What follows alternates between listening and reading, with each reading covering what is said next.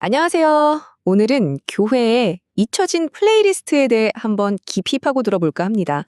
자, 한 500년 전, 아니 1000년 전 교회로 시간 여행을 떠난다고 상상해 볼까요? 예배당 안은 과연 어떤 소리로 가득했을까요? 아마 많은 분들이 파이프 오르간 소리에 맞춰서 익숙한 찬송가를 부르는 모습을 떠올리실 텐데요. 그런데요, 놀랍게도 그게 아니었습니다. 사실 기독교 역사의 대부분 동안 교회에서 불렀던 노래는 바로 성경 그 자체였어요. 특히 시편이었죠. 네, 첫 번째 파트, 노래책이 된 성경입니다. 그러니까 오늘날 우리가 보는 두꺼운 찬송가 책이 나오기 훨씬 전부터 교회에는 이미 완벽한 신이 주신 노래책이 있었던 셈이죠. 그게 바로 시편입니다. 고대 이스라엘부터 신약교회 시대까지 이 시편이 사실상 유일한 공식 찬송가였다고 보시면 돼요. 이 시편 찬송의 역사가 얼마나 기냐면요. 정말 놀라울 정도입니다. 다윗 땅이 그 기틀을 닦았고 수천 년이 지나서 예수님과 제자들이 마지막 만찬에서 불렀던 노래도 바로 이 시편이었어요. 그리고 그 전통은 초대교회를 거쳐서 종교개혁 시대까지 단 한 번도 끊기지 않고 아주 굳건하게 이어져 내려왔습니다. 4세기 교부였던 요한 크리소스토무스의 말을 한번 들어보시죠. 성령의 은혜로 다윗의 시편이 밤낮으로 낭송되고 노래되도록 정해졌으니 처음과 중간과 마지막은 다윗이다. 이 말이 무슨 뜻이겠어요? 당시 기독교인들한테 시편이 얼마나 일상 깊숙이 또 신앙의 중심에 있었는지를 보여주는 거죠. 말 그대로 신앙의 알파이자 오메가였던 겁니다. 자, 두 번째 파트입니다. 투쟁적 영성. 어떻게 성경을 노래하는 것이 영웅의 민족을 만들었을까요? 이제 무대는 종교개혁 시대로 넘어옵니다. 여기서 장칼뱅이 초대교회의 순수한 예배를 되살리려고 했는데 그 프로젝트의 핵심이 바로 모든 성도가 다 함께 시편을 노래하는 거였어요. 근데 한번 생각해 보세요. 당시에는 글을 모르는 사람도 많았는데 어떻게 모두가 다 같이 노래를 부를 수 있었을까요? 바로 운울 시편이라는 아주 기가 막힌 혁신 덕분이었습니다. 이게 뭐냐면 시편을 누구나 따라 부르기 쉽게 라임과 리듬이 있는 가사로 번역한 거예요. 이게 바로 회중 찬송의 문을 활짝 연 열쇠였습니다. 보시는 것처럼 이 운율 시편은 제네바에서 시작해서 순식간에 유럽 전역으로 퍼져나갔습니다.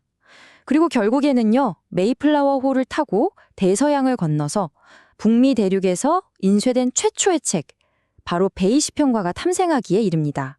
정말 대단하죠? 여기서부터가 정말 흥미로운 지점인데요. 시편을 읽어보면 알겠지만 거기엔 갈등, 고난, 그리고 정의를 향한 부르짖음 같은 내용이 정말 많거든요. 자, 매주 교회에 모여서 이런 노래를 부른다고 상상해보세요. 자연스럽게 성도들의 영성도 아주 독특한 방식으로 단련되지 않았을까요? 한 보고서는 이걸 두고 시편 찬송이 영웅의 민족을 만드는 데 큰 역할을 했다고까지 평가합니다. 대표적인 예가 바로 프랑스의 개신교도 위구노들입니다. 이들은 끔찍한 박해와 전쟁에 직면했을 때 시편 68편 하나님이여 일어나사 이 노래를 부르면서 전장으로 나아갔다고 해요. 시편이 단순한 예배곡이 아니라 정말 삶과 죽음의 현장에서 힘과 용기를 주는 강력한 무기였던 거죠. 세 번째 섹션으로 넘어가 보겠습니다. 시편 찬송 대찬송가. 예배에서 뭘 불러야 옳은가에 대한 대논쟁이죠. 이 오랜 시편 찬송의 전통에도 변화의 바람이 불기 시작합니다. 사람이 작사 작곡한 찬송가가 예배에 등장하기 시작하면서 신학적으로 엄청난 논쟁이 불붙은 거예요. 과연 예배 시간에 무엇을 노래해야 하는가? 이 논쟁의 한가운데에는 예배의 규정적 원리라는 아주 중요한 신학 원칙이 있습니다. 이게 뭐냐면 아주 간단하게 말해서 성경에서 하나님이 명시적으로 하라고 한 것만 예배에서 하자는 거예요. 다른 건 덧붙이지 말자는 거죠. 그래서 이 원칙을 어떻게 해석하느냐에 따라서 입장이 갈립니다. 왼쪽에 보시는 유일 시편 찬송 입장은 하나님이 직접 영감으로 주신 노래, 즉 시편만이 예배에서 부를 수 있는 유일한 노래라고 주장합니다. 반면에 오른쪽 포용적 예배 입장은 물론 시편도 부르지만 교리적으로 문제없는 인간의 찬송가도 함께 부를 수 있다고 봐요. 한 보고서가 이 논쟁을 아주 날카로운 비유로 설명하는데요. 정말 무릎을 탁 치게 만듭니다. 우리가 책을 읽을 때 좋은 신앙서적을 먼저 읽어야 할까요? 아니면 성경을 먼저 읽어야 할까요? 바로 이 질문이 교회 노래의 영역에서도 똑같이 일어났다는 겁니다. 아무리 훌륭하고 은혜로운 찬송가라 할지라도 하나님 자신의 말씀인 시편을 대체할 수는 없다는 거죠. 정말 강력한 주장입니다. 자, 이제 마지막 네 번째 섹션입니다. 탄식의 기술. 힘든 시기를 위한 성경의 언어를 다시 발견해 보자는 건데요. 이제 역사와 신학을 넘어서 이 시편이 오늘날 우리 한 사람 한 사람에게 주는 아주 개인적이고 실제적인 지혜를 들여다볼 시간입니다. 바로 탄식하는 기술에 대해서요. 여러분, 성경의 공식 노래책인 시편에서 가장 많이 나오는 노래 장르가 뭘까요? 감사? 찬양? 놀랍게도 정답은 탄식입니다. 우리의 고통과 아픔, 불평을 토로하는 노래요. 전체 150편 중에 무려 65편, 거의 절반 가까이가 바로 이 탄식시입니다. 정말 의외죠? 그리고 이 탄식에는요, 그냥 마구잡이로 불평하는 게 아니라 일정한 형식이 있습니다. 먼저 하나님을 부르고 지금 내 상황이 얼마나 힘든지 솔직하게 다 털어놓습니다. 그리고 구체적으로 도와달라고 요청하죠. 하지만 거기서 끝나지 않아요. 그럼에도 불구하고 하나님을 믿는다고 고백하고 마지막에는 구원해 주시면 제가 꼭 찬양하겠다고 약속하는 구조로 되어 있습니다.